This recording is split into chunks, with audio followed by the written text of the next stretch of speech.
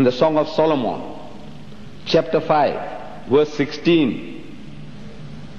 In the Hebrew language, it says, Hikko mamitakim vi kullo Muhammadim zehdudi vi zehrei bainat Jerusalem.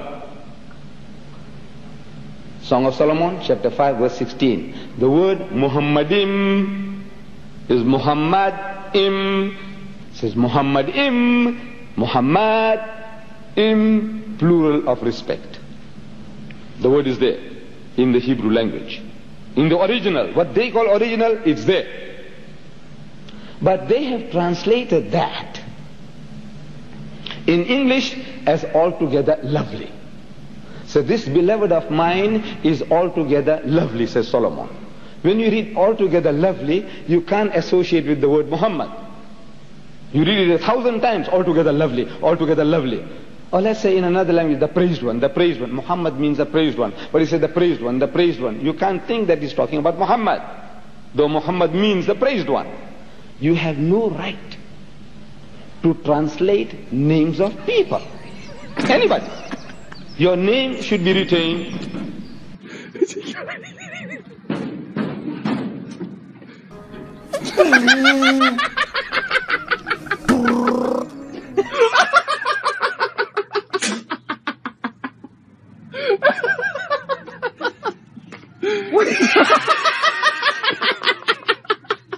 Prophet Muhammad, peace be upon him, is also mentioned by name in the Old Testament. It's mentioned in the Song of Solomon, chapter number 5, verse number 16. In Hebrew, I will say, it says, Hikko mamitakim vikullu Muhammadim zaidudi zairai baina Jerusalem. He is most sweet. He is altogether lovely. He is my beloved. He is my friend, O daughters of Jerusalem. Here, the name of Prophet Muhammad, peace be upon him, is there. It says Muhammadim.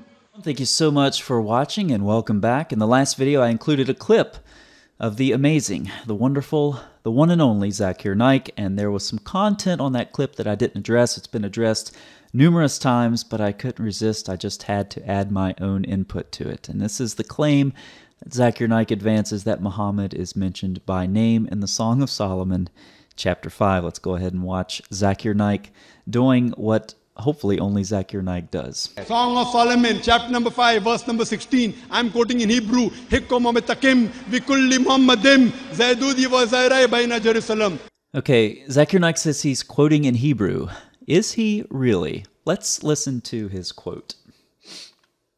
We'll start with just the first couple of words. Hikko mamitakim. Hikko mamatakim. Hikko mamatakim. Let's look at what the Hebrew actually says here. All right, so this is the word, it's mamtakim, okay, that's what the word is. He's saying mamatakim. Now, why does this matter? Well, it matters because it illustrates that he doesn't know the very basics of Hebrew syllabification pronunciation. Okay, this is a shawa, or shava. It's a half vowel. It's a vowel in Hebrew that has no vowel class or no vowel type. Okay, there's really nothing analogous to it in English, so it is what it is. Now, the shawa can be vocal or silent. It's silent if it's preceded by a short vowel, and here we have a short vowel. This horizontal stroke here is called a pathic. It's a short A-class vowel that immediately precedes the shawa, which means the shawa is silent.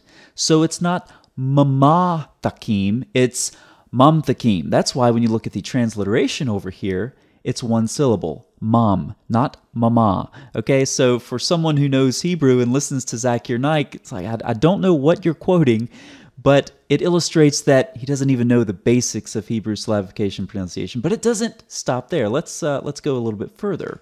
All right, so there you heard it. Let me play that again. Did you hear it that time? Zaydudi. Zaydudi. Okay. Zaydudi. You heard it. You heard it from Zakir Найк first. This is the word that Zakir Найк is referring to in Hebrew. Okay, it's a long O class vowel. Okay, this is a holem vav right here. It's not duty. Okay, okay. I'm not going to spend too much time on that because I'm not going to be able to keep my composure. Let's move on to the next one. Jerusalem. There's an interesting phrase, Baina Jerusalem. Did you hear that? Let's listen to that again. Jerusalem, Jerusalem, Jerusalem. Baina Jerusalem. What is he talking about? Let's go back to the Hebrew text. Right here we have banoth. Okay, and there's no J in Hebrew. Okay, let me drag the magnifier up again. So you have banoth, which is daughters, plural, construct form, daughters of, and then he says Jerusalem. I don't know what Jerusalem is. Okay, in Hebrew there's no J. If you're going to quote from the Hebrew, I'm quoting in Hebrew. Then quote the Hebrew. Don't add consonants that aren't in the Hebrew alphabet. There's a start. So the first consonant for Yah here, or for Jerusalem, is, the way it's translated in English, is a yod, okay? It's Yerushalem, or Yerushalayim is the other form that you'll see in Hebrew. So if you're going to quote Hebrew, then quote Hebrew. Don't quote English consonants forced into the Hebrew alphabet. Banoth, he doesn't say banoth, he says banai. Did you hear that? He says banai. Now what is banai? Let's look at the Hebrew Bible elsewhere. Here we have all the sons of Perez. Sons of, okay? Daughters of in the Song of Solomon, sons of. Now, what is sons of in Hebrew? Over here, we have kol, banei, okay? The plural construct form of sons is banei, of daughters, banoth. So, Zakir Naik means to say, over here, he means to say banoth in the Song of Solomon, but instead, he's saying banei. He means to say daughters of Jerusalem, but he says sons of.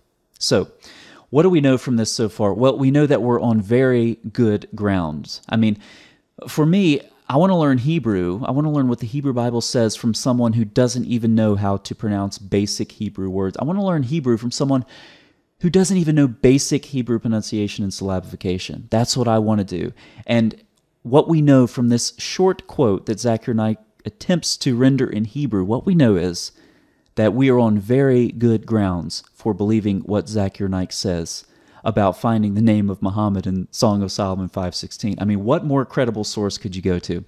So you may look at my screen here and say, Song of Solomon 5:16, I don't see Muhammad in the English translation. Okay, I have the words highlighted for the Hebrew and the English, but it doesn't say Muhammad.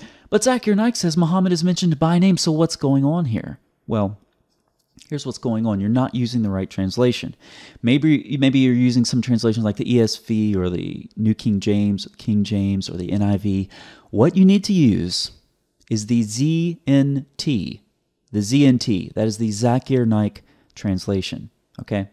Now, you may say, well, I don't know where this translation is. How do I find? Well, it's only for academics, okay? It's not for you common people. It's just for people like Dr. Zakir Naik. So what I've done for you is I've run a search of where this term occurs in Hebrew. And you can see, let me switch to English.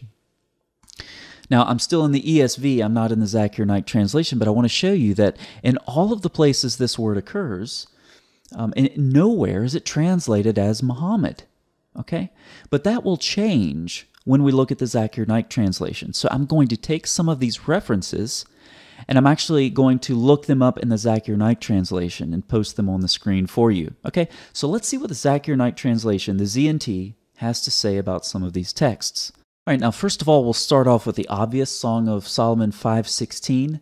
And you can see the quality of the scribal corrections here is just astounding. I mean, you can see why this is the academic-only version of the Zakir Naik translation.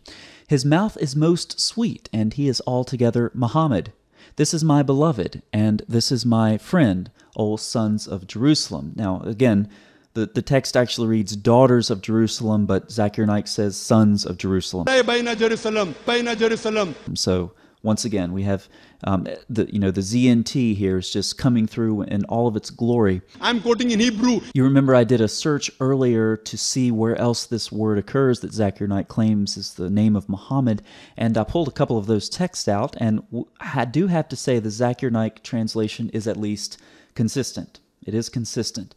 So here are a couple of those references. 2 Chronicles 36, and they burned the house of God and broke down the wall of Jerusalem and burned all its palaces with fire and destroyed all its Muhammad vessels. Okay, from Isaiah, our holy and beautiful house where our fathers praised you has been burned by fire, and all our Muhammad places have become ruins. And then, of course, from Lamentations 2, and he has killed all who were Muhammad in our eyes. Sounds like Muhammad, getting burned and killed. It sounds like a pretty rough day. You almost feel bad for the guy. But this is the, right from the Zakir Найк translation. So we can see that Muhammad is not only in Song of Solomon 5:16, but elsewhere in the Hebrew Bible as well, hidden there in the Hebrew text, being burned and killed and so forth.